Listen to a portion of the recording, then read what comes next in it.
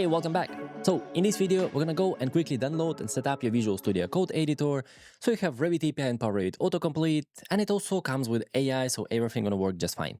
So first of all, search for VS Code and go to the official website, which is this one. Then somewhere here, there's gonna be a button to download. Click on that one and download begins.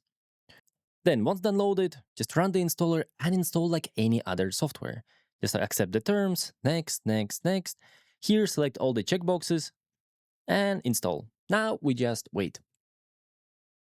All right, once installation is complete, just click on finish and it will open up the Visual Studio Code for the first time. Now here it will prompt you to log in with GitHub. You can also click here to continue without signing in, but hey, I highly recommend you to create GitHub. It's free and you need a place to store your code. So click here, create a GitHub or authenticate if you already have one, and let's get back to the code editor. Now, once we're inside, there's like a quick intro, just select the team, it doesn't matter. Also, it's gonna tell you there's like AI agent, here's all the things it can do, doesn't matter as well. Now we are inside. And in the middle, this is the main menu. So on the welcome screen, it will offer you here to kind of get started with VS Code. You can go through to kind of choose your theme, watch some tutorials, like set up it in general. Now, first thing to do is actually open a project that we already created, our .dat extension. So click on open the folder, then search where it's located. In my case, it's somewhere here. Click on that one and select folder. Then it might ask you if you trust the authors. I'm totally trusting myself. And then right here in the Explorer, you will find the folder structure of your extension. You will see all the folders. You can go through, see all the files. You can even drag the scripts, kind of drag it around, put it side by side. There's like a lot we can do, but that's not the point right now. The point is that we have Visual Studio Code and we have something open here. Now let's just click right here to create a new file. Call it whatever you want, test.py is totally fine. And we can test if our Python works. So you can start typing something like print. And you can see I get no auto suggestions whatsoever. I might get AI auto suggestions, but it's different. And overall, it doesn't work because I have to download and install Python extension. And VS Code even tells me, do you want to install recommended Python extension? Yes, but if you don't see this menu, then go to that button right here, extensions, and just type Python and click on install right here. Also, you'll notice it installing multiple things, debugger, environments, and stuff like that. Let it all kind of download and install. All right, and now we are done. Sometimes it also opens you another pop-up menu. You can close it, that's totally fine. You can see here the Python icon appears, which is great. And I can go and test it again, but now look at that. I start typing and now I can see auto suggestions for print. When I kind of go inside, I can see some explanations of the function I'm using. So now I know that my Python works. That's step one. If it doesn't work, well, maybe you don't have Python installed, and I'm going to show where to check it in a moment. Actually, let's click right here and here. If you don't see any Python version here, well, then hold on. Just go to the browser, go to python.org, go to downloads, and download one of the Python. You can see here all the versions, but honestly, just make sure it's not pre-release, and 3.14 is totally fine. And again, it doesn't matter which version we use. We're not going to execute Revit API code with that. We're just going to use it for writing, so choose whatever. We're going to come back to that in a moment, but first of all, let's just try writing something from Autodesk, Revit, DB, import EC. I don't get any auto suggestions. I do get this AI autocomplete, which is different, but we need to set up autocomplete as well. For example, if I'm going to type walls, filtered, you can see this is AI suggestion, but if I click on Control Space to trigger suggestions, there are no suggestions because Python doesn't know what it is. For that, let's just go here to the Python icon. And here's the thing. So this is kind of all available global packages. One Python is more than enough. I don't even know why I have two on the laptop, but either way. What I want you to do is click right here on the venv, which stands for virtual environment. It's like isolated box of your Python settings and engine, so you can create multiple and switch between them without kind of messing up your settings. And it's really good for creating virtual environment for different Revit API versions. Here's how to do it. Click here on the plus sign.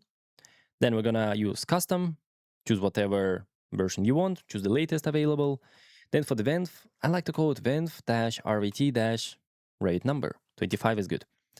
Then for now, we're going to skip installation packages, and that's okay. And at the same time, let's go and do again, custom, Python, for the venv here, rvt, I don't know, 26, and skip package installation. So now we can see we're creating environments. We just need to wait a little, and they're going to pop up there just like that. Perfect timing. Now we have two virtual environments, and you can see which one activated right here on the top. So I can come here and say, I want to activate that one. You can see 26 activated, then that one 25. If something bugs out, just click here on refresh here, and usually that solves the issue. Let's start with 25. Now we need to install a package which is going to provide all Revit API and Revit Autocomplete. Before that, we had to download stuff, set up everything manually. It was a hassle. There were issues always, but now super simple. Click right here on this Create Python Terminal icon. And what it's going to do, it's going to open the terminal and it will activate your virtual environment right away. You can see there's some command by default. And here you can see which kind of virtual environment is activated.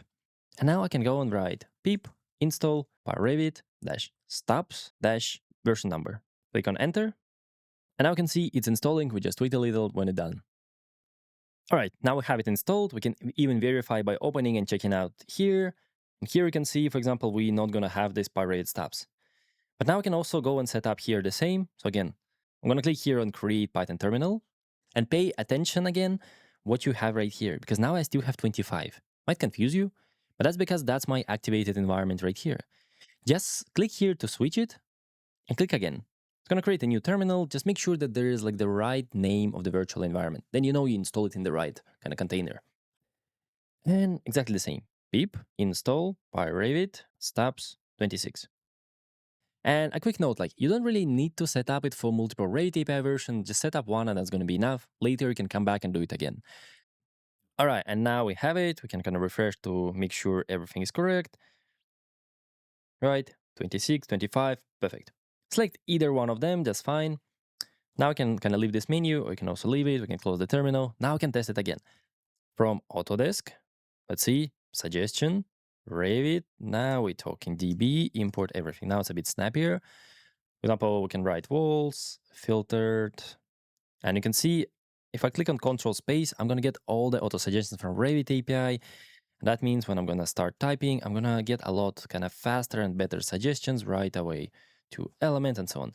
Also, ignore the code. It's not the point. It's just to test that it works. You can also do the same for pyRevit. From pyRevit, import forms, alert. You can see right away, I can see it. I can see all the doc strings, what I can provide, title, submessage, and so on. So it works as well. And I'm going to make a huge disclaimer right now. Listen really careful. We're going to use our code editors for writing our Python script files, but we will never execute them through code editors. Instead, we're going to take that file and execute it through pyRevit, because pyRevit has its own kind of Python engine, which is connected to Revit application. And that's the missing piece. When you're going to try to execute your Revit API or pyRevit code through terminals, you're going to get errors. No reference, no module, whatever the error is, that's not the point. The point is we're going to use it as helping tool to write our code, but we're going to always execute it from Revit using pyRevit because it needs that connection. And don't worry, like this is just helping tool we are configuring. So later we can execute with pyRevit and it's going to kind of handle everything for us. Super simple. And just a quick thing, just to compare kind of if it actually works between versions. Now I'm on Revit 25 and I can start typing something like viewport. You will see, I will see suggestions for viewport and other things. But if I'm going to go and switch to 26, because there were some changes and this one will reveal it. This time when I'm going to write viewport, and if I'm not going to get suggestions, Control Space to trigger them, you can see first one is view position, not viewport. Because view position is a new class. Now we can verify that these are different Revit API versions. All right, and now we should have our Visual Studio Code configured for Revit API and pyRevit. And if you had any issues, please comment below this video and I will try to help you out, maybe even update this video if there are some common issues. And now let's move to the next lesson and do the same thing but for the cursor IDE, which will be our main code editor.